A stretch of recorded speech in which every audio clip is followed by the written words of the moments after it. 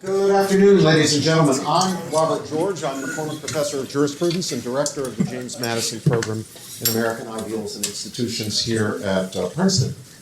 And it's my pleasure to welcome you today to our 2023 Harold T. Shapiro Lecture on Ethics, Science, and Technology. This annual lecture honors Harold Shapiro, Princeton's president emeritus, who led our university with enormous distinction from 1988 until 2001. It was under his leadership that the Madison program was founded, and all of us in the program are grateful to him for his vision and stalwart support. Before returning to Princeton, from which he had earned his PhD in economics to become president, Harold Shapiro served for 8 years as president of the University of Michigan. He also contributed distinguished public service to the nation, serving as chairman of the National Bioethics Commission under President Clinton in his second administration.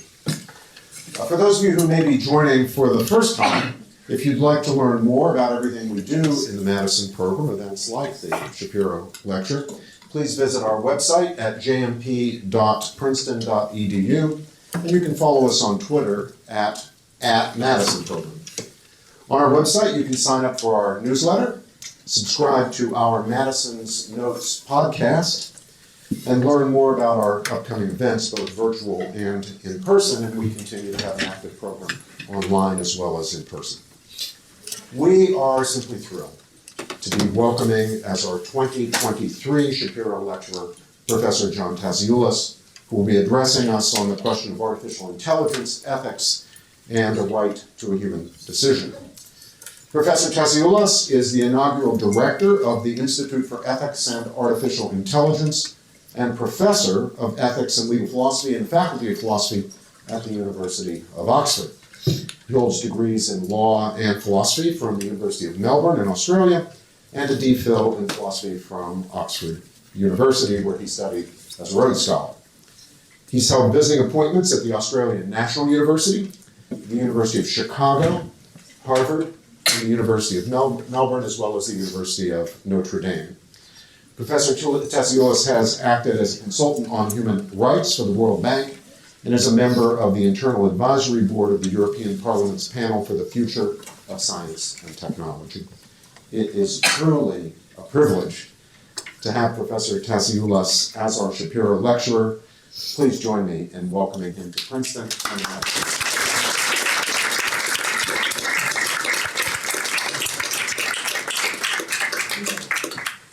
Thank you so much for that kind introduction, Robbie. Thanks to Christy Johnson for making all the arrangements that are necessary to get a philosopher from Oxford over to Princeton. It's always very daunting being in Princeton because, as Robbie pointed out, I was a philosophy student at Melbourne in the 80s, and at that time, philosophy was really synonymous with Princeton, thanks to the electrifying presence of a particular individual called Saul Kripke.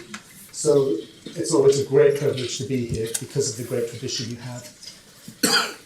Now, the spectacular emergence into the public domain over the last few months of generative AI applications based on large language models, such as ChatGPT and Bing, has underscored the fact that there is a pretty significant gap between technological advance on the one hand and regulatory vision on the other across all the major democracies.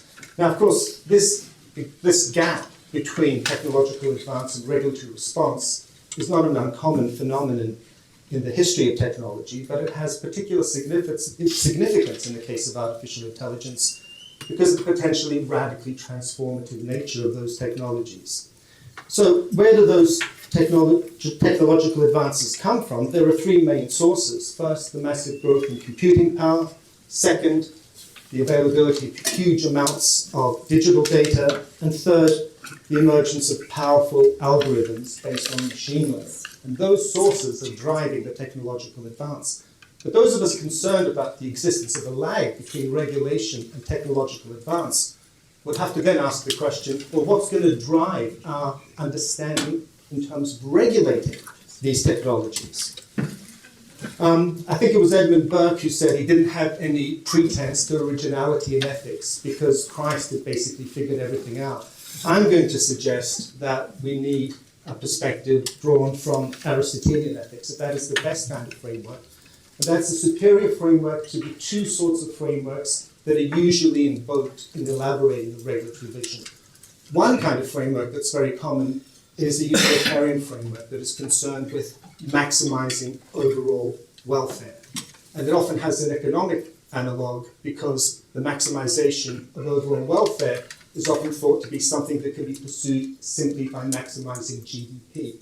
And that becomes a kind of proxy for maximizing welfare. And on the other hand, another regulatory approach, maybe more associated with the European Union, is an emphasis on human rights. And I'll come back to human rights later. I think the problem with a lot of the understanding about human rights, either it tries to divorce human rights from understanding the nature of the human good. That's a move familiar in sort of Kantian deontological approaches. Or what happens in Europe increasingly, you simply identify a right with a particular interest someone has. Like their interest in feeding pigeons in the park gets to count as a right. But once you do that, of course, then you give up on the idea that rights are particularly powerful protections of us because those interests can be regularly overridden. So I'll be sketching a kind of different kind of approach to human rights that I think is within the Aristotelian tradition. Now, what I think the Aristotelian approach gives us, most fundamentally, is a powerfully humanistic approach to ethics. And by a humanistic approach to ethics, I mean first and foremost, a conception of ethics that is tailored to the human condition, that is tailored to fundamental human capabilities and the kind of flourishing that those capabilities enable. And I think a natural corollary of taking the human condition seriously in this way is the need for forms of understanding that go beyond those generated by the scientific method. Forms of understanding that, as the Oxford philosopher P.F. Strawson put it, are employed by such simple folk as Shakespeare, Proust, Tolstoy, and Henry James.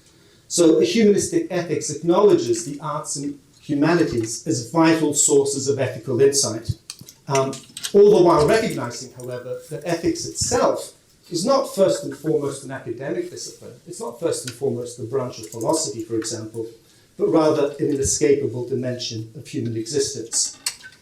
So I'm talking about an Aristotelian framework as the basis for elaborating our response to the dizzying effect of these new technologies. What would that framework involve? So some of this is going to be very familiar to people, but I think part of what's happened in the welter of debate around AI ethics is that ethics has been taken over by certain kinds of perspectives or even sometimes corporate interests and distorted in that process. So sometimes reminding ourselves of truisms is very important. So the first feature I think it's important to emphasize is that ethics is a domain of individual and collective human choice, of registering the various considerations that bear pro and con a certain decision, and then making a decision in light of those considerations. And that's something that I think gets neglected in this field of AI because often there's this assumption, there's a kind of technological determinism, that there are going to be these developments, that we're on the path to artificial general intelligence. And the question is, how do you accommodate yourself to those developments? We've heard this story before with the globalization. Globalization is something that's happening, it's inexorable, and we have to accommodate ourselves to that. This is just a myth, it seems to me, that in effect protects people who want to make the choices, but then try to pretend that there aren't really choices here. It's simply a matter of necessity. So that's the first point. The second point, the second feature of this approach, is that it interprets ethics broadly. And I think there are two key components to ethics on this Aristotelian view.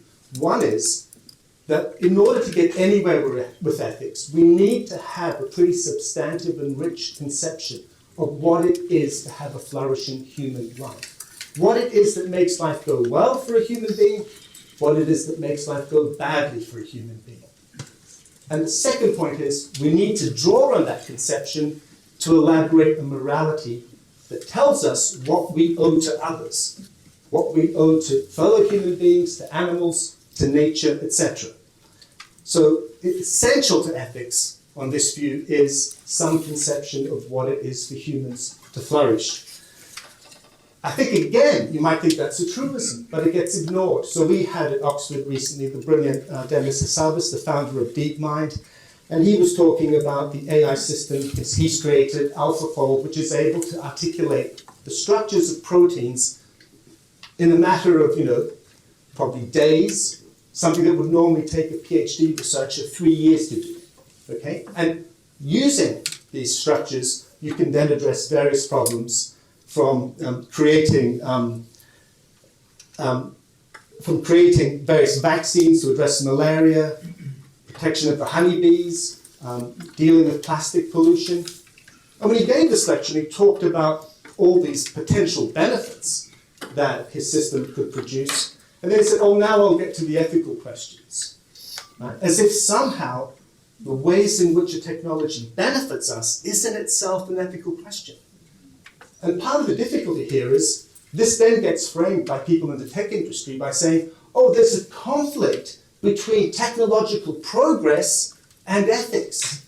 But that's a false contrast. Why? Because what counts as progress is an ethical question. It's not a technical question. So if you say we're going to address environmental damage, if you say we're going to have massive health benefits coming from technology, that is an ethical judgment that these are components of a good life.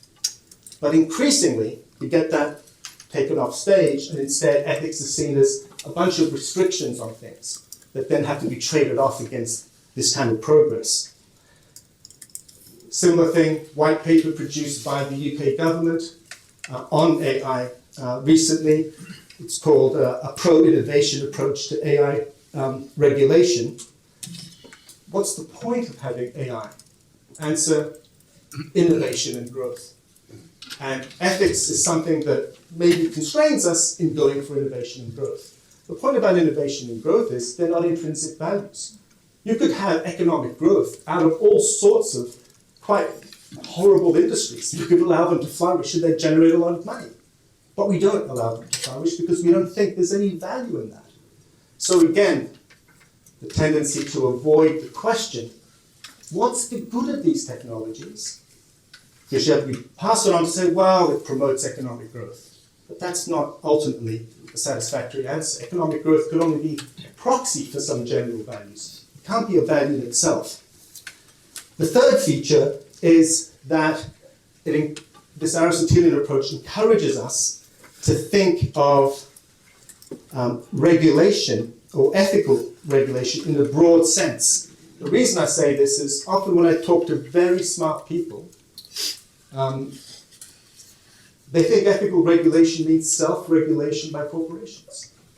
Right? So these tech companies have been very successful in co-opting the word ethics to mean non-legally binding self-regulation. Amazing. But ethics is at the basis of any form of regulation. Whether it's legal regulation, that's an ethical question, whether we are pursuing a correct goal through law and imposing coercion in order to achieve that goal, whether it's through some kind of professional code we create, whether it's my own self-regulation in trying to figure out whether it's okay to buy a social companion robot to talk to my mother instead of talking to my mother myself. All these are ethical questions with a different kind of modality of implementation, but unfortunately, you get to the stage where now ethics are seen as something, as it were, optional and about self-regulation. And if you take ethics in this broad Aristotelian sense, you see it as profoundly caught up with political structures, because as Aristotle said, as human beings, we can only flourish in a community context. And that means that issues of power relations are fundamentally ethical questions. So a lot of people in the so-called AI ethics world, or in the world of AI, disdain ethics. More radical critics, they say, we've got to talk about power relations. We mustn't talk about ethics. The key to ethics is about talking about how people relate to each other, what we owe to each other, and that does implicate power relations. The fourth feature I want to talk about briefly is that Aristotelian ethics gives prominence to a certain notion of practical reason or wisdom, according to which there are objective truths about ethics that are accessible to human reason. So remember those two questions I talked about? What makes a life go well?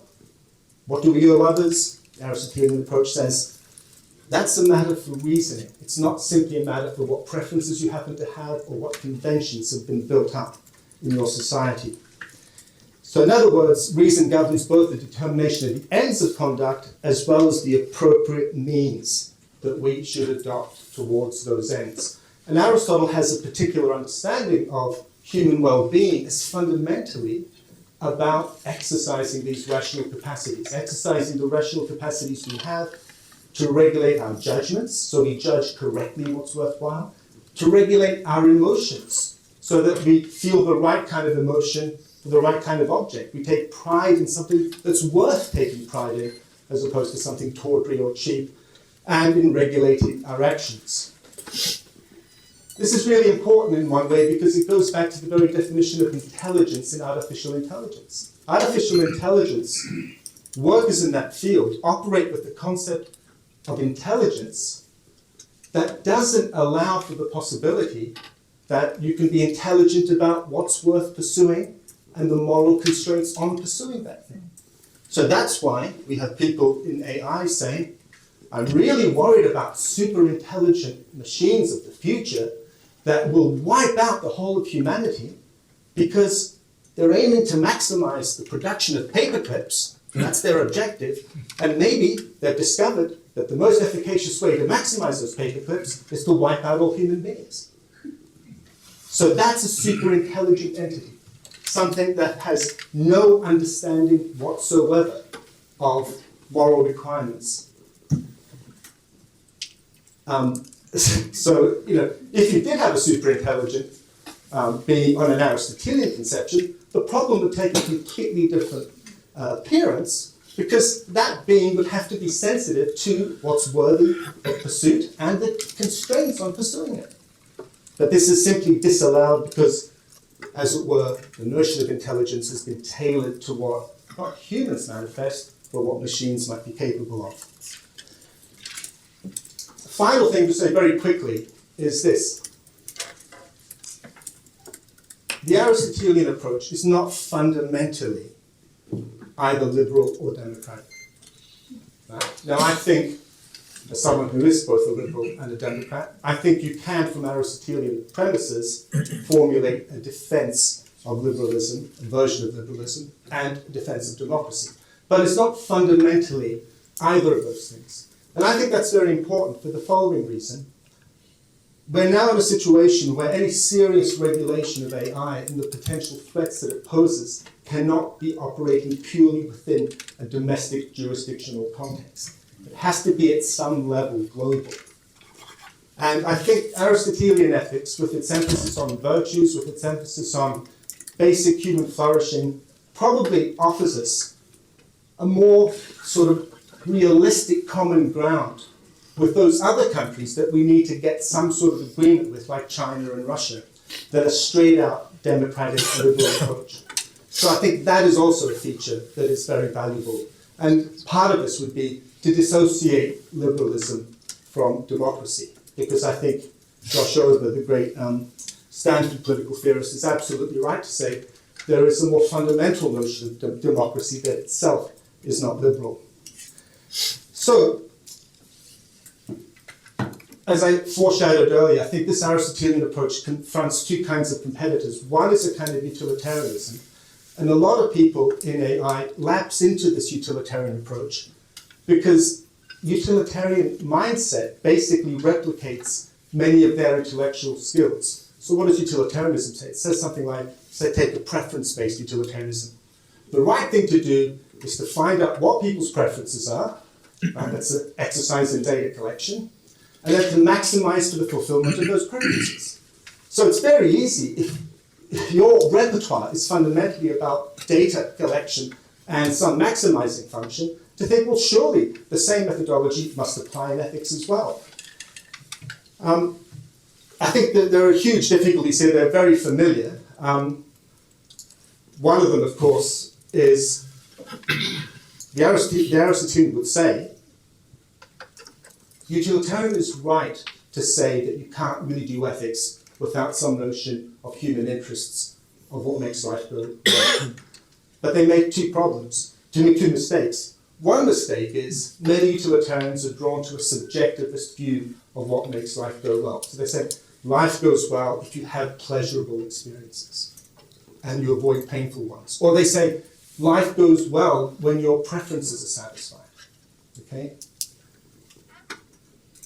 Those conceptions of the good are such that nothing about them guarantees that the exercise of distinctive human capacities is part of what is required to generate pleasure, part of what satisfies preferences. So you get extreme versions of this utilitarian view that says, well, the ultimate AI-enabled utopia is one in which we upload ourselves to a computer, leave any kind of biological human form, and have a life of maximal pleasure or preference satisfaction in virtual environments. So it yields a kind of transhumanist philosophy, as they call it, because they don't see ethics as fundamentally tailored to human capacities, tailored to the human condition. Let me now talk about the other side of things, which is human rights. Now, one of the important questions that AI is throwing up is our existing human rights framework fit for purpose? So I'm talking about the kind of human rights framework you see in the Universal Declaration of Human Rights. Is that framework fit for purpose, or is it necessary for us to make fundamental revisions? Because this technology is so radically transformative. So what would those revisions be? Well, some of those revisions might be that we change our understanding of particular human rights. So we say, for example, maybe the right to privacy has to be reconfigured because there are so many benefits that can be derived from data-driven AI technology, for example, in healthcare, that old privacy protections now, as it were, are defeated in order to make it possible for these benefits to be derived. Another possibility is that we countenance new human rights. Okay? So one might be a right to access reality, as opposed to simply live in a virtual world. A right to access the internet. And the one I'm going to talk about today, a right to a human decision. And the third kind of revision that might be in prospect is that we start thinking about new rights bearers and new duty bearers. So could artificial general intelligence at some stage emerge, and would it at that point have something resembling what we call human rights? So let's focus on this idea of a right to a human decision. And this is not simply a kind of philosophical conceit of mine. That notion of the right to a human decision has a kind of emergent political and legal reality at the moment. So Article 22 of the European Union's General Data Protection Regulation sets out a qualified right not to be subject to a decision based solely on automated processing. But it's very qualified. Meanwhile, in October last year, the White House Office of Science and Technology Policy published a blueprint for an AI Bill of Rights, which includes the guideline that people should be able to, quote, opt out from automated systems in favor of a human alternative where appropriate. So notice the nice American-European contrast. Americans are saying there's a right not to be subject to automated decisions. Well, it's not down to your choice. The American approach is saying you've got a right to opt out of it. Okay? Now, in some ways, this question of a right to human decision resonates with the broader question articulated by Joseph Weizenbaum, great computer scientist at MIT, in his classic work of 1976, Computer Power and Human Reason. In that book, Weizenbaum wrote about the unnecessary, interminable, and ultimately sterile exercise of making a catalogue of what computers will and will not be able to do, either here or now or ever. and any philosophers made predictions about what computers can do. Typically, they come out not looking very good. This exercise, he said, would deflect us from the primary question, namely whether there are objectives that are not properly assignable to machines. So his thing is, don't waste time making predictions about what AI can or cannot do. Ask the question, what are the things it ought not to be able to do? And he says that isn't really a technical question, it's a question of respect, understanding, and love. And these are not technical problems. Now, I want to say that that is a very important question, but the question I'm considering now, the right to human decision, is a narrower question. Weizenbaum is talking about, are there things we shouldn't let AI systems do? Okay? In general. I'm asking about a right to a human decision. So are there certain decisions that we should reserve to human beings? And the reason that's important is because not everything that AI systems do amounts to a decision that affects our interest or affects our status or our duties or our rights. So I'm going to focus on the situation where normal human life, one person makes a decision that affects the rights, the interests of another by passing a certain kind of judgment on them. Decision in a court to find them guilty, to sentence them, a decision to hire them, a decision that they are entitled to certain benefits under Social Security. I'm talking about those kinds of decisions. And the question is, are there decisions like that that should be reserved to humans? That's not the same as talking about AI functionality generally. The second thing is, I'm talking about a right, human right to a human decision. So there might be lots of reasons not to use AI systems to make decisions. So if you're in a quandary in your love life about whom to date or whom to marry, you might conceivably use an AI app to make the decision for you, right? That would be weird in so many ways, but it wouldn't necessarily be a human rights violation of anyone, okay? So there are lots of reasons that govern how we interact with technology that are not human rights-based. So I'm here talking about, is there a human right, though, in play that says that every human being, simply as a human, has a duty owed to them not to subject them to an AI-based decision. And I should clarify, I'm not talking here about a situation where AI system makes a decision and then there's the power to appeal to a human authority. That's not going to be enough. The claim is the AI system shouldn't be making the decision in the first place, not even pro tanto. And the third point is there a distinctive human right to a decision? Because some people claim, look, all these people who want to say there's a right to a human decision, they're just making an unnecessary fuss because existing human rights cater for all the problem cases. So there's no need for us to introduce a distinctive, novel human right, a right to human decision. Existing rights, like the right not to be discriminated against, the right to a fair trial, will do all the work. Now, two further points, I think, worth making. One is that it's got to be a momentous point now.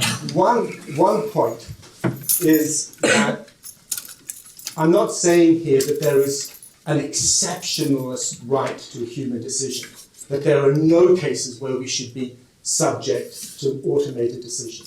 Aziz Haq has written a very interesting paper about this matter, but he says, no, there's no right to a human decision, but there might be a right to a well-calibrated machine decision. Well, that's double standards. If the right to a machine decision can be well calibrated, i.e.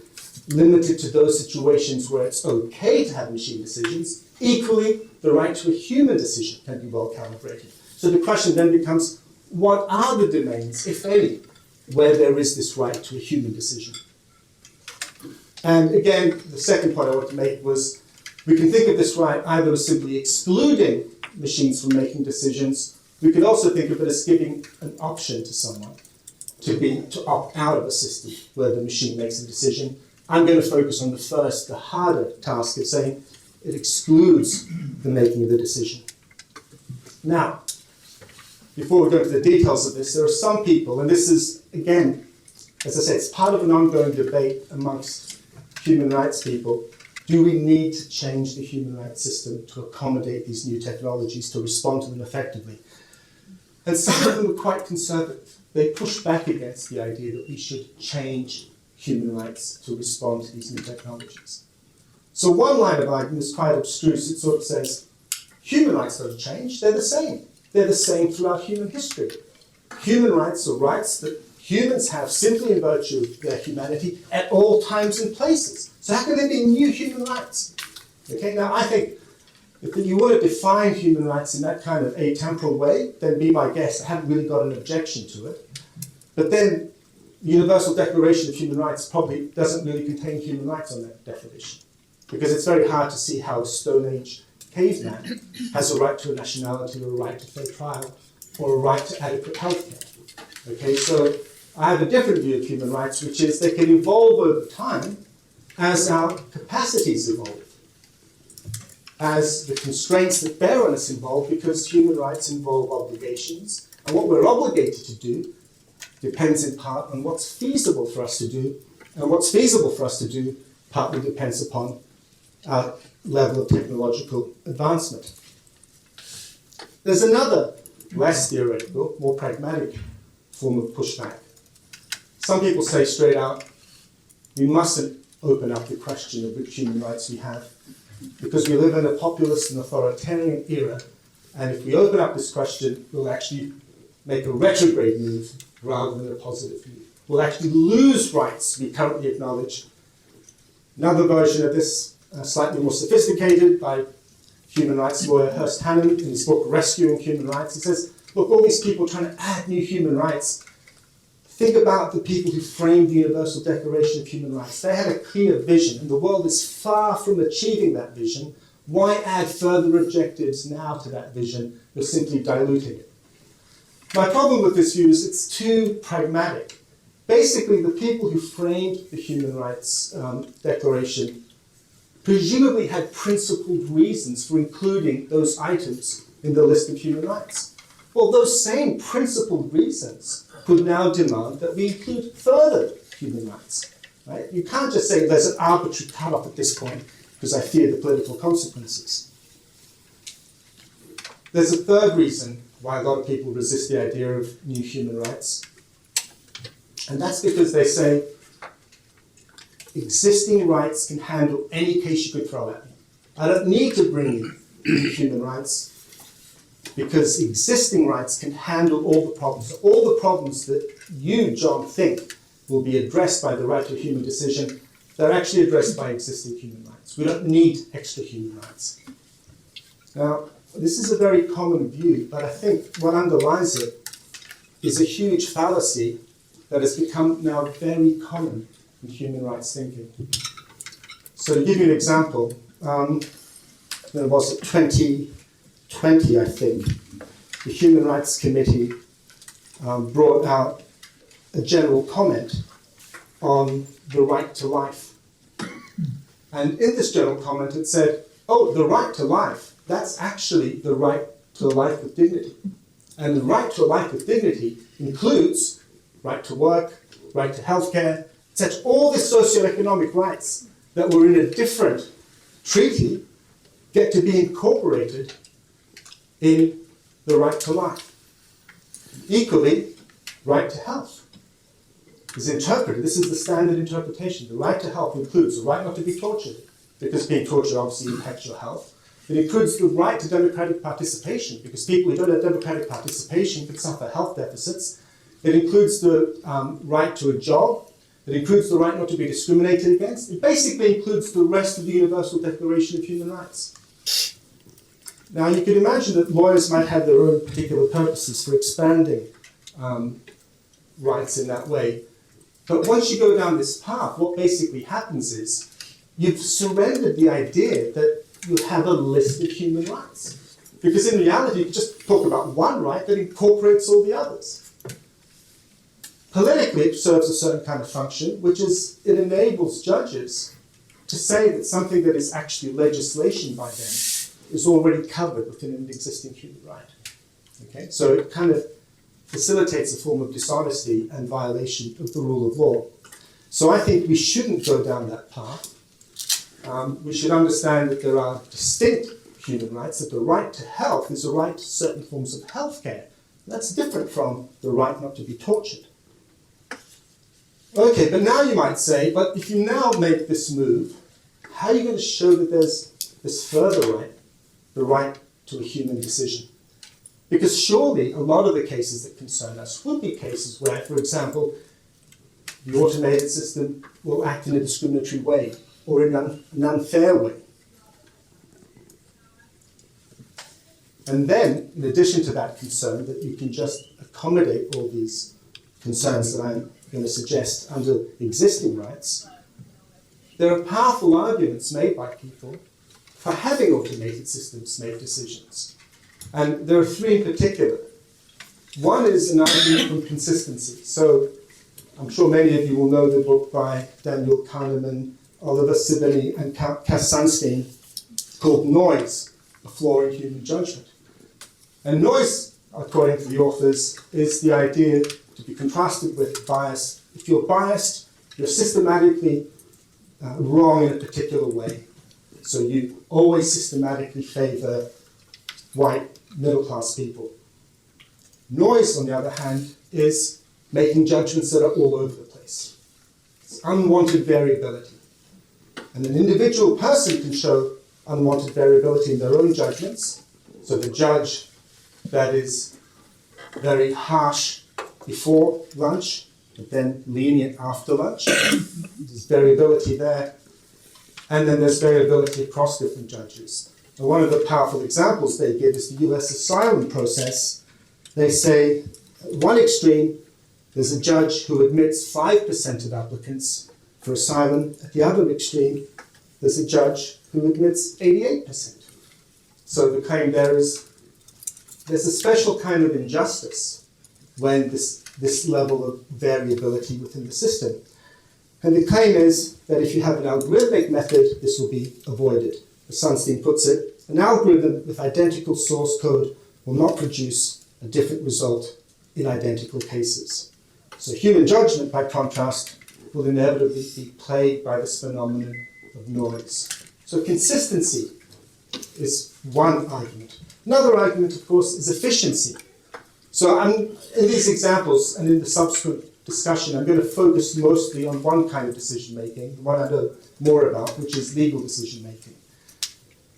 It's one thing to have legal rights, it's quite another to have the effective power to uphold them in practice.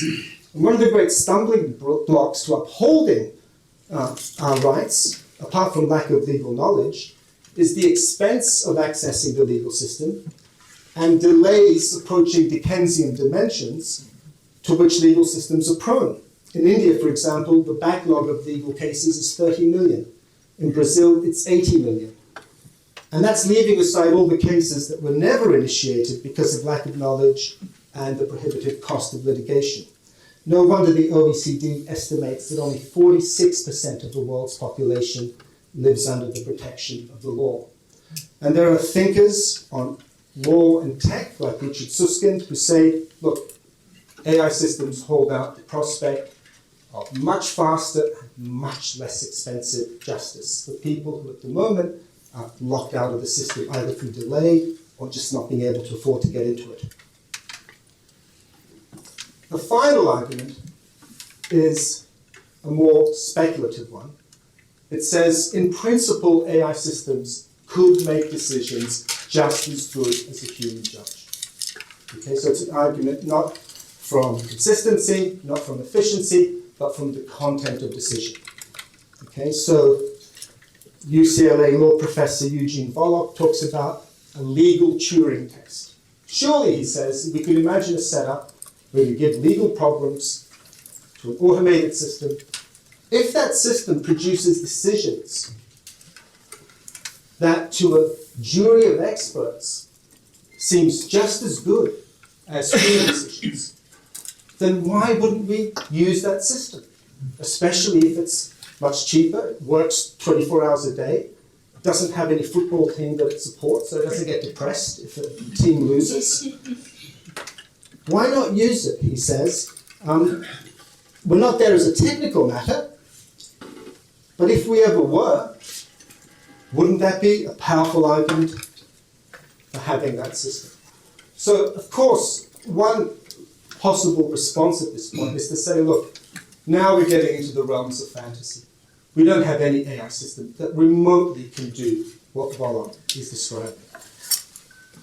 But I want to, at this point at least, consider, well, one thing you might say is, look, even if it's not as good as a human judge, maybe it would still be worth deploying it, because at the moment there are people locked out of getting access to justice. Maybe having a 70% chance of getting a mediocre judgment is better than a 100% chance of getting no judgment, okay? But I think we need to go deeper and say, well, what if we entertain this hypothesis?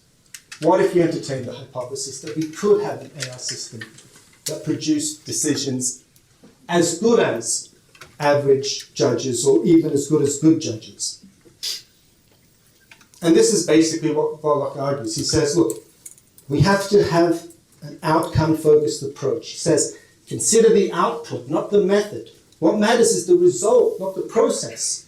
And again, Richard Susskind, British writer on tech and law, recommends outcome thinking. He urges us to focus not on how humans do what they do, but on the outputs they bring, the outputs and benefits they bring. So this is a bit resonant here of the utilitarian approach about, does it have a generally beneficial outcome? Okay, so if you're going to defend the right to a human decision, you're going to have to push back against those kinds of arguments. And I think the way to push back against them is to say, you're wrong. Outcomes are not all that matters. What matters is also the process. Now, they've kind of admitted the process matters because they're willing to take efficiency into account. But I'm going to say the process matters also as a moral matter. There are aspects of process that are deeply morally significant that no AI system can secure for us in the way that humans can. So what are some of these aspects, moral aspects of the process of decision? And again, I'm focusing on the legal case. So the first feature is very familiar to people in AI ethics. It's the notion of explainability. We don't simply want a good decision. We want an explanation for that decision. An explanation that justifies that decision, an explanation that can be grasped by the litigant in that case, so that they understand why the decision was arrived at. They're better positioned to challenge that decision.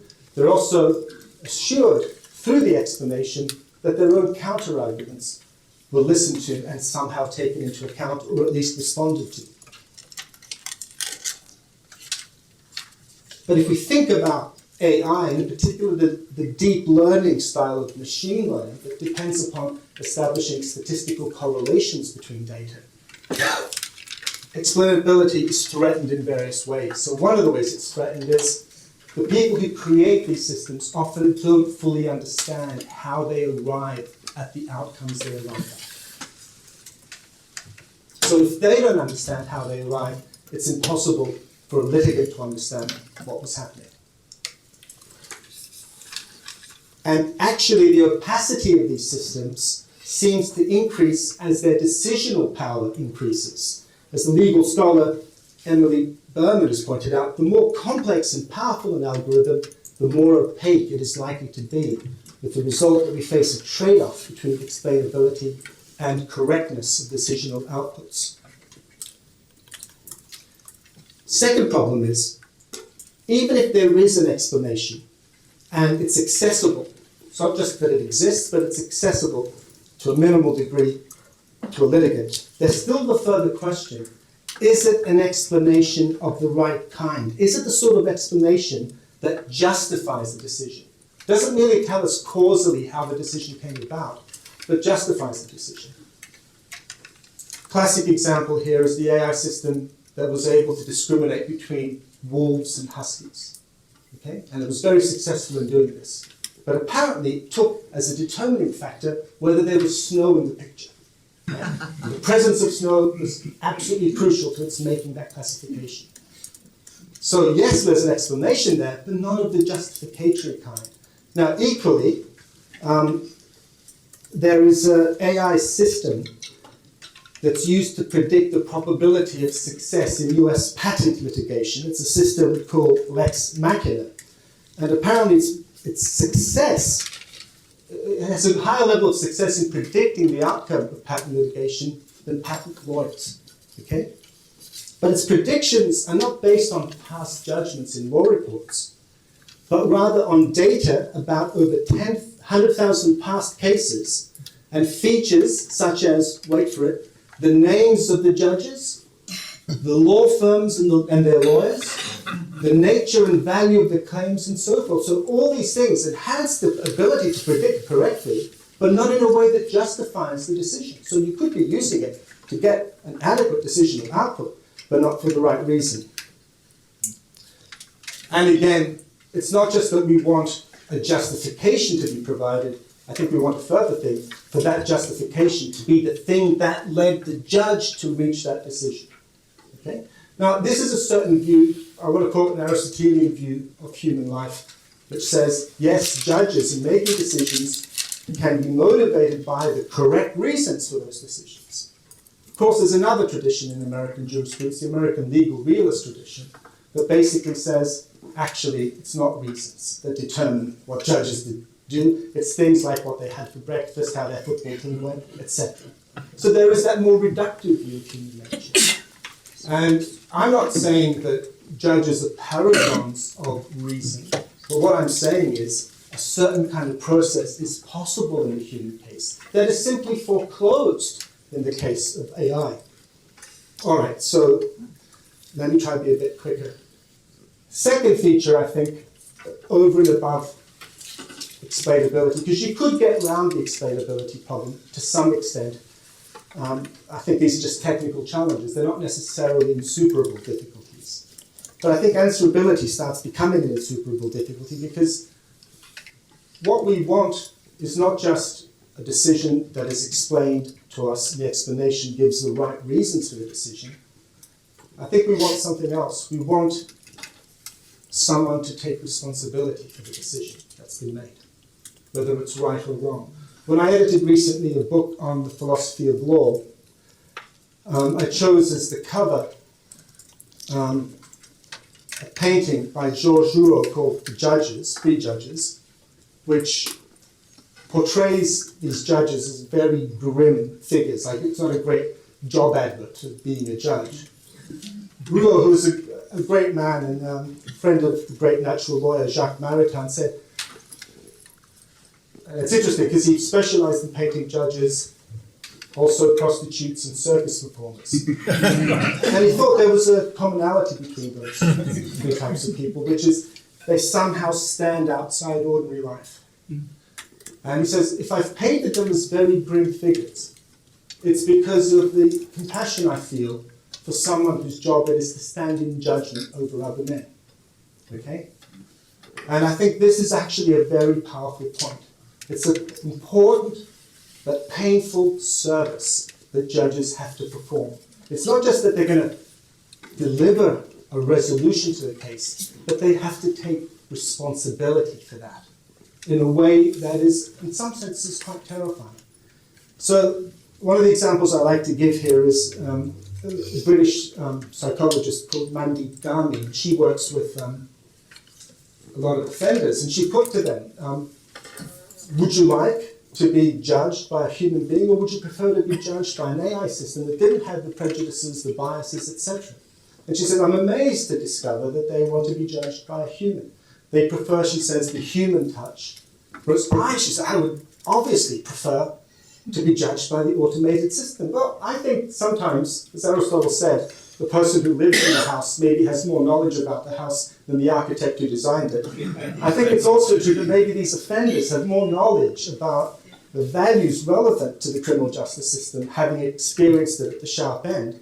And I think part of it is that they want another fellow human being, not just to reach a decision, but to take responsibility for something as terrible as, for example, depriving someone of their liberty. All right, third point I want to make is about, talked about explainability, we've talked about answerability. The third value I want to talk about here is solidarity. It's a bit more amorphous. But I think the idea here is that when a human stands in judgment over another human, there is a solidarity in play furnished by the fact that they both possess and are given the opportunity to exercise their rational natures.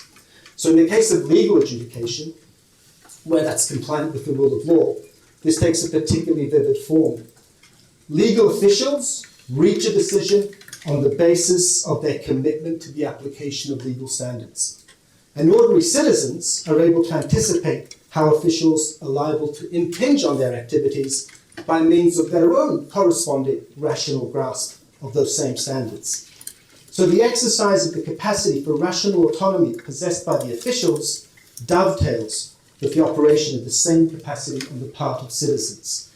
So legal adjudication in this way can form a kind of plateau on which a valuable form of the mutual recognition and exercise of our rational capacities plays itself out. Now, this reciprocity, this solidarity, is vividly manifested in the context of a legal trial. The parties before the judge are given the opportunity to make their case as to why, among other things, their conduct adhered to the law as laid down. Meanwhile, the judge, in giving his reasons for his decision, has the opportunity to show that he has taken those arguments into account in exercising his own rational capacities in determining the outcome of the case. So I think this solidarity forged by a shared rational nature, this kind of community of reason, can be understood as operating at various levels of specificity. So at one level of specificity, there's just the commonality of us as fellow human beings trying to respond to rational considerations. And at another, more concrete level, there's the solidarity of us as fellow citizens, you as an official, me as someone coming before you, as a litigant, trying to apply the standards as they've been concretized, ideally, in the context of our particular legal system. Now, nothing like this valuable form of solidarity, whereby the exercise of rational autonomy in being guided by the law unites both officials and citizens alike, none of that can be found where the judge lacks characteristic human capacities. And this is one form of the familiar apprehension about the alienated nature of life in a dehumanized world shaped by automated decision-making. Now, it might be argued in response to this, or to both of these arguments, from answerability and from solidarity, that they simply overlook the possibility of real artificial general intelligence, a form of artificial intelligence that replicates human capacities across the board. And I admit that if we were talking about AGI in this more substantial sense, then this would blunt the force of my argument. But it doesn't do so entirely, because my point, and I take it to be the Aristotelian point, is that we're not purely rational agents in some disembodied sense. Right? The point is that humans not simply possess rational autonomy or moral personhood, assuming sufficiently sophisticated AGI could have that. They are embedded creatures with the capacities, limitations, and vulnerabilities of a certain kind of biological nature. And that nature is integral to the content of the reasons that apply to us. That was my point of saying earlier that we need a humanistic ethic, one tailored to human capacities. And an AI system, no matter how advanced, would not share in that nature and therefore would not have the same access to the layout of reasons that confront us as human beings. So I think this is the right place to register a familiar concern that many people express about AI judges, and that is that you can't expect mercy from a robot judge. Right? So, for example, a judge of the UK Supreme Court, Lord Sales, recently conjured up the image of an AI judge as a fixed and remorseless and infernal machine that is, among other defects, deaf to pleas of mercy. Now, I think people resorting to mercy here is usually not a very good move. One reason I think it's not a good move is they have a very defective understanding of mercy. So a lot of people think mercy is not a rational consideration. It is just an emotion-driven, arbitrary exercise of leniency. Well, I think that's wrong. If there is a value of mercy, it's based on genuine reasons to be lenient, like the offender repented, or the offender had an unusually difficult childhood. But I think, nonetheless, there is a point to be made here, and it's the following. Mercy is a source of good reasons to treat someone more leniently than they deserve according to justice or according to law. And these reasons are rooted in a charitable concern for the welfare of the person. So in showing mercy to another person, for example, on the grounds of repentance, on the grounds that they've been the victim of an abusive upbringing, there is a charitable response to a fellow human being that is grounded in a kind of empathetic sentiment of there but for the grace of God go I. An AI judge, even one programmed to generate merciful decisions, right?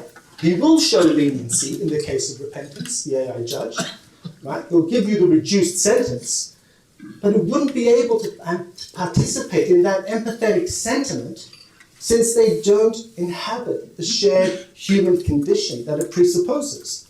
Therefore, exactly the same merciful sentence will have a different meaning depending on whether it's passed by a human or an AI judge. In the case of the latter, the AI judge cannot convey an empathetic response to the challenges that afflict those who have a shared human nature. But the further point that needs to be made now is that this observation extends to all values across the board. It's not unique to mercy, right? It includes also mercy's foil, the value of justice. So this is so, even if the solidarity that I'm talking about has a special, more poignant significance in the case of mercy, because mercy is concerned with showing leniency in the face of the state doing one of the most dramatic things that the state can do, which is to deprive people of their liberty. And the only more dramatic thing the state does is to wage war. Okay, so I'm going to conclude now by mentioning just one further issue. I've just given the sorts of considerations that I think justify saying we can't simply talk about existing human rights to address what's wrong if we recoil at the prospect of judges, AI automated systems making decisions in the sorts of serious legal cases I'm talking about. And now the question arises, what would be the content of that right? Remember, I said it's not that we should never be subject to an automated decision. So the real difficulty now is going to be to try to identify what the contours of that right would be. What are the duties associated with it? What are the cases that are really excluded? Right? And I don't really, well, I'm going to use the excuse that time is running short to cover up the fact that I haven't got a worked out position on this. But one of the ways you could begin is by saying, well, there are some decisions that significantly implicate people's rights. And also maybe some important interests, but certainly significantly implicate people's rights. And maybe those are the decisions that should be taken by a human. Now, I think that's going to be a very difficult line to pursue, because pretty much any decision in any domain could significantly implicate someone's rights. The European Union at the moment is in the process of enacting an AI Act. And one of the things it does in this AI Act is says, well, we need to have different levels of regulation depending upon whether there's a high risk of a human rights violation. But how do we know when there's a high risk of a human rights violation? So it identifies certain areas where it thinks that there's a high risk of a human rights violation, or where a serious human rights violation, I should say, is likely to, there's a chance of it taking place. But of course, pretty much any domain you could have a serious human rights violation. If you had an automated system that determined admission to a fun fair or to some recreational activity that was discovered to be systematically biased against black children, that would be a serious human rights violation. Okay, so there isn't some sort of a priori way that we can identify what these areas are. And equally, if you had an automated traffic regulating system, traffic lights, or an automated system for fining people for traffic offences, again, there's a prospect that that could be a rights violation, but it's not clear to me that we would have to conclude that that is ruled out by a right to a human decision. So my thought at the moment is to explore basically the idea that yes, the core cases will be cases that implicate potential other rights that we have, but there will also have to be cases where those other three values that I talked about, explainability, answerability, and solidarity, assume a particular level of prominence. And the final thing I will say is this. I don't think we should think of this purely in terms of looking case by case. Is there a human right to a human decision in this case? I think we also have to look at the matter holistically. And part of that is the thought, we have a human right not to live in a world where systematically everything is being determined for us by automated systems.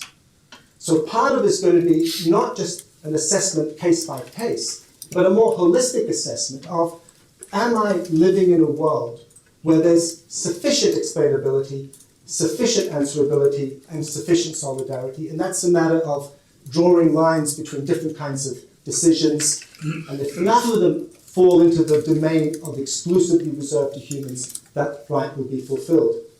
And the final point here is, it doesn't have to be the case that exactly the same set of decisions will be chosen in every cultural context as the ones that should be reserved for humans. I think there we've got the important dimension of the margin of appreciation to be sensitive to those sorts of variations. I'm going to stop there. Thank you very much.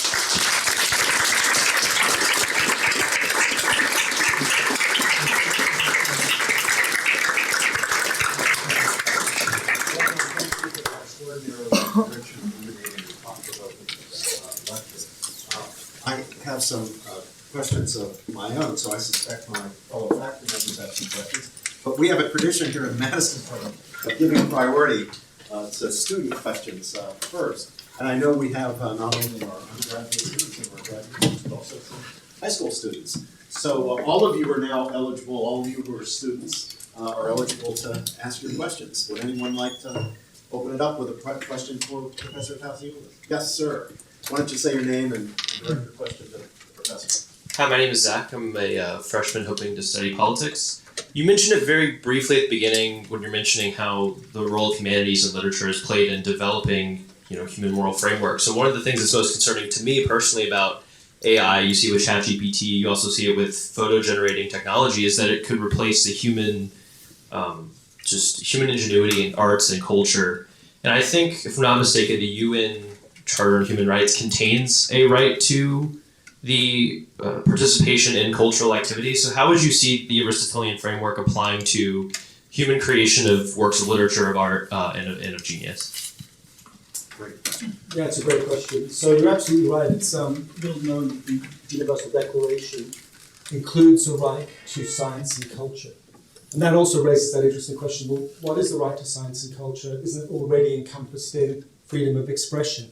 Isn't already encompassed in right to health? So I've got the right to scientific advances that promote my health. But this actually is about not passively receiving the benefits of science and culture created by others, but you yourself being a creator of art, you yourself being a creator of scientific theory, scientific advances. And in fact, one of the aspects of digital technology is it gives new lease of life to that particular right, because it enables citizen science to take place in a way that hasn't been possible before. So you're absolutely right. I think there is this dimension.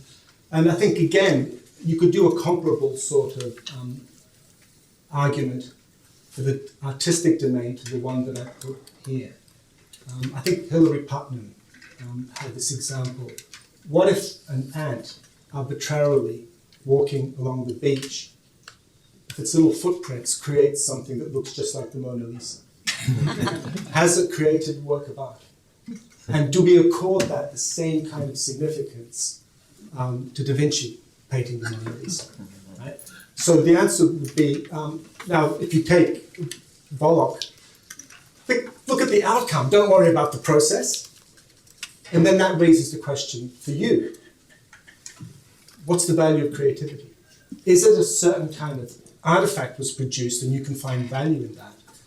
Or is part of the creativity that it expresses someone's conception of the world, someone's conception of beauty, that's in a certain kind of historical context, where they're making certain judgments, etc. So I think the sort of things I've been saying here, everyone likes to focus on their own area of expertise, but I think there are comparable things there. We'd say creativity is not about just the output, it is about a process. Other students? Yes, Koa. Hi. We're recording, so that's what we're. All right. Hi, I'm Koa. I'm a first year. So I've been following some of the innovation in the healthcare field with AI, and one of the innovations which has concerned me is the trying to socialize children through AI, and particularly using with children who have severe hindrances to interacting with others, such as non-speaking autism. There have been proposals to have them interact or to be socialized with AI people in the metaverse. So you mentioned like a more holistic right to a world, a humanistic world, and does that include a right to human interaction or human socialization? That's a really great question. Yeah, wonderful. What I talked about is solidarity and the importance of some kind of dovetailing of our rational capacities as humans, I think would clearly apply to that sort of case. It's difficult because you're going to get the efficiency argument. You're going to have the efficiency argument saying, oh, we cannot lay on wonderful tutors for every child. We cannot have the kind of high quality human interaction that would be ideal. But isn't the AI system better than nothing? Okay. Now, I'm not purporting to have an answer to that question. But I think the question that you're putting, another way to ask that question is like, isn't there a loss? Right? We don't have to sort of say, oh, you should never use these sorts of systems. But we can ask the question, do they involve a loss compared to human interaction? And for me, that's pretty obvious. But unfortunately, it's not obvious to everyone. So my compatriot as an Australian, David... Adopt a utilitarian view. Well, that's right, David Chalmers has recently published a book called Reality Plus. And he says, look, living as a computer simulation can be just as worthwhile as an ordinary human life. Right? So being in touch with reality, being in touch with other real people, being in touch with the physical world that hasn't been synthesized on computers by human beings, but is the physical world we're born into, that has no particular inherent value, right? So what's going on there? What's going on, I think, is the point I was making about a subjectivized conception of value.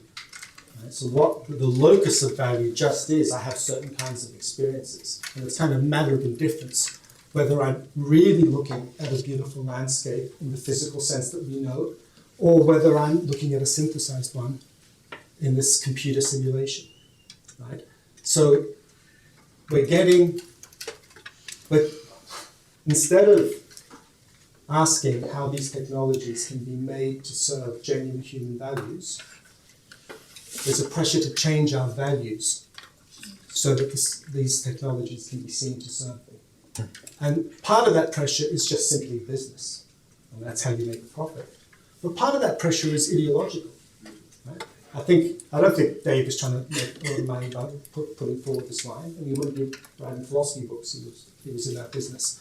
But I think these possibilities then, through some peculiar process, can lead people to think, well, look, life and death, dying is just a feature of, happens to be a feature of us in the world that we know, but you wouldn't die as a computer simulation. Nothing is lost there. Well, look, there's a huge difference between being a human who's mortal and being an immortal. Think about the ancient Greek gods. They were immortal, and they were the most immoral beings imaginable, partly because they're not inhabiting a human context.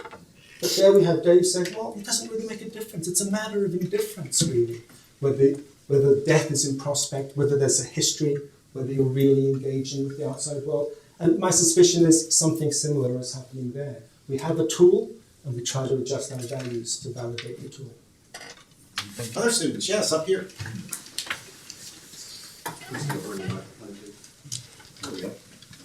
Hello, I'm Ju Yang. I'm a master's degree student here in SPIA. Thank you for the great talk. It was very thought-provoking. One question that I had was, you talked about human decision, and usually it's a series of decisions that lead to the final decision. If we're going back to your example in legal case, for the judge to have a final decision, there are a series of decisions to accept which evidence is applicable, which witness is applicable. And I was wondering to what degree we have to partially or entirely depend on AI in each of these cases, and how we can apply your standards of explainability, answerability, and solidarity to look at this framework of decisions. Thank you. That's a good question. I can't give you a kind of answer to that because, as you say, there are many decisions and you have to think about them in their particular context. And I think another thing that I haven't talked about here is there's not just the case where you say you want to reserve the decision to a human. Say you do reserve the decision to the human, but you nonetheless allow them to use an AI tool to assist them. My point about Georges Rouault is the burden of decision is so great. There could be this risk that instead of that person actually taking the decision, they just delegate or just rely uncritically on what the AI system says to them. We don't really know how that's going to play out yet. Some people say there will be this undue deference. Others will say, no, there'll be pushback against them. We don't know yet. And I think partly what the right mix is between a human decision and an automated decision is probably going to be a product of figuring out how this plays out as people use these things. So it's hard to have kind of a lot of a priori guidelines about it. But you're absolutely right that there are many decisions, and there was one point I didn't really discuss, and that is some people might say to what I've said, okay, there won't be a decision maker in your trial making that decision in that case. It'll be, as a human does, it'll be an AI system. But you should be satisfied because humans decided to deploy the AI system. So there's a decision further back, right? Now that's not to be sniffed at because we're not just talking about, well, the AIs have suddenly taken over and they're subjecting us to their legal system.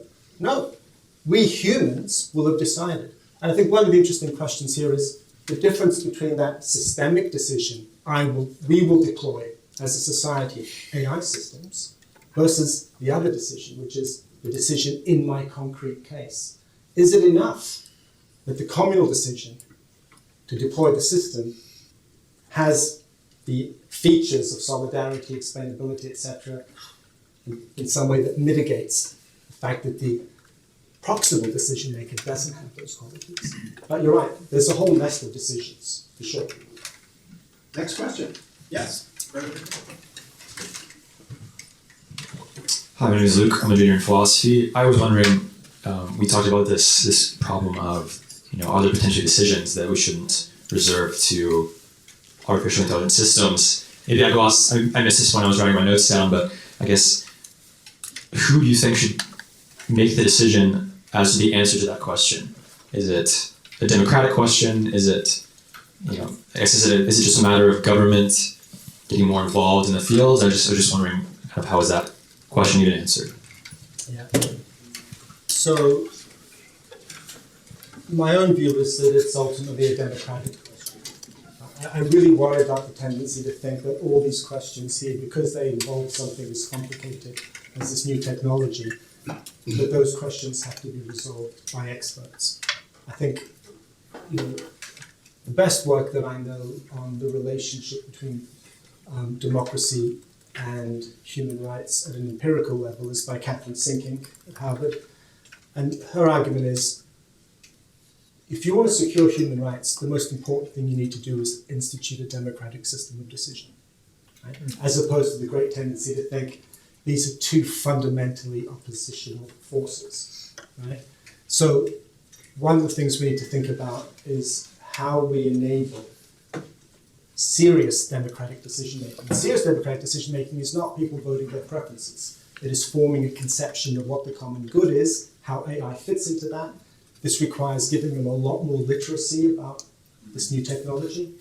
It requires taking away the discourse from really self-interested actors. That's why I think universities have a role to play. So I think you often don't hear about this democratization, because that really involves a shift of power. People don't want that. I'm going to go ahead and open it up now to faculty and everyone else, but students, do feel free to put your hands in the air as well. Yes. Thanks so much. Leif Wanar, Stanford Philosophy. Let me follow up on Luke's question. I thought the beginning of your talk was just brilliant. I mean, ethics should not be self-regulation by big tech firms. Ethics should be based on human well-being. It should be central to regulation and law, not just an afterthought. That was fantastic. It was just such a gift to hear you laying that out so powerfully. But then in the back of my mind, I thought, beware of gift-bearing Greeks. In this particular case, Aristotle.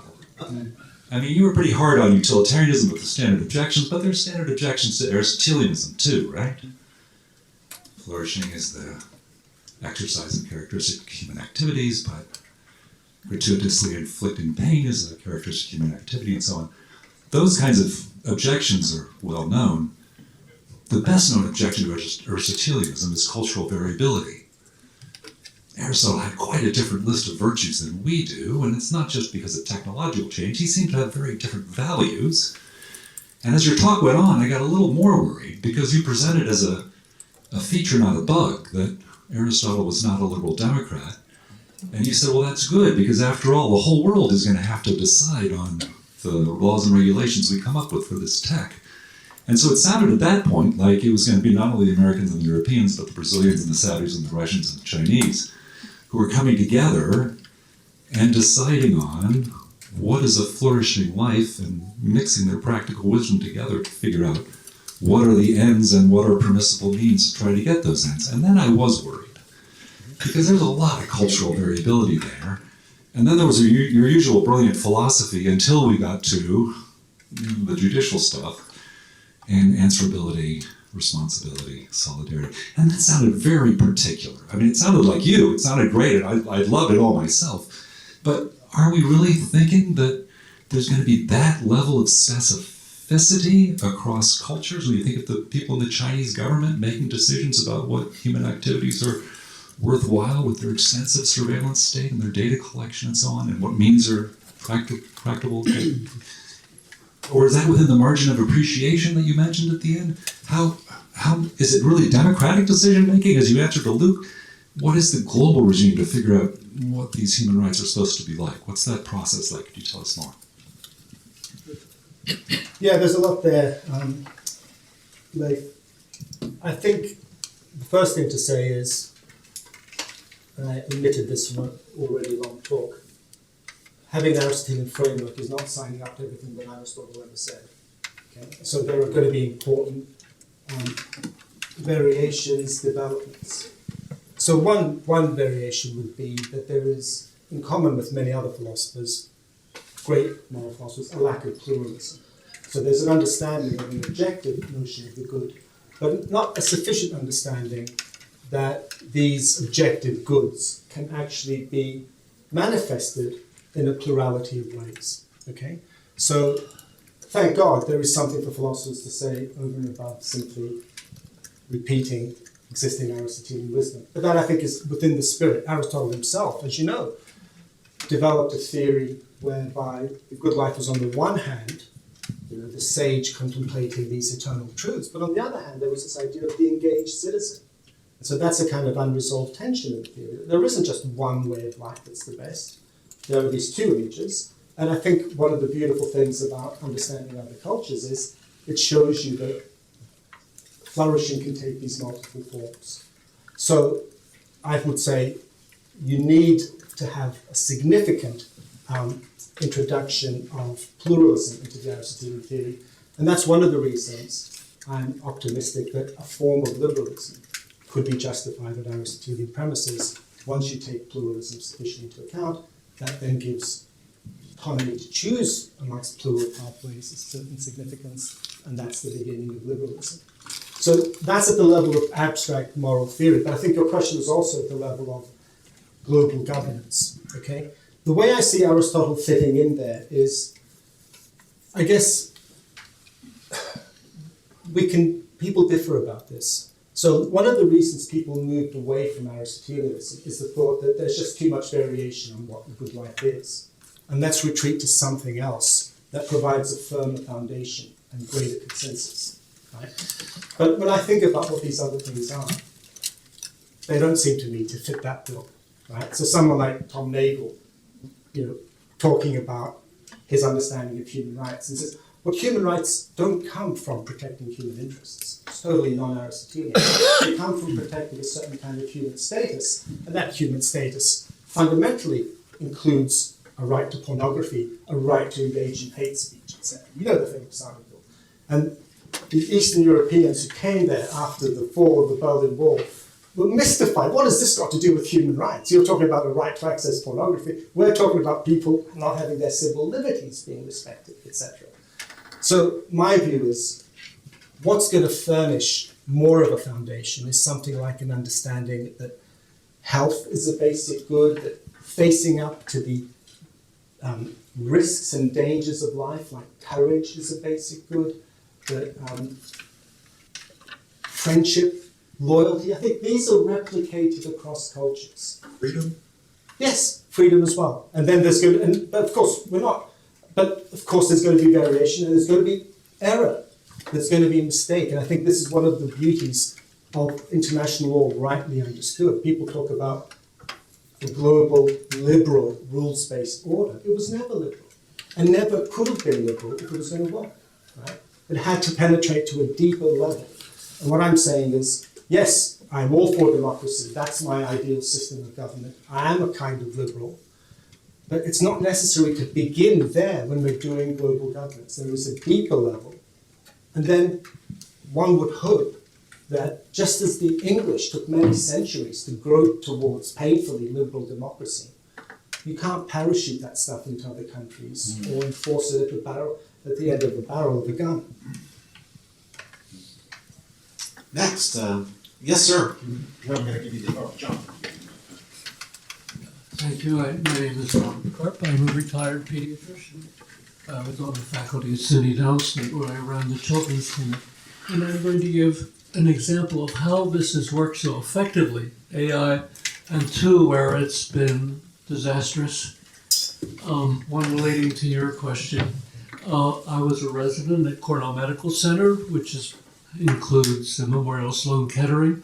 And in 1970, 80% of children's cancers were lethal. And now 80% are curable, albeit, if you know of the stories, it comes with consequences. And that's an amazing response. And it's all AI.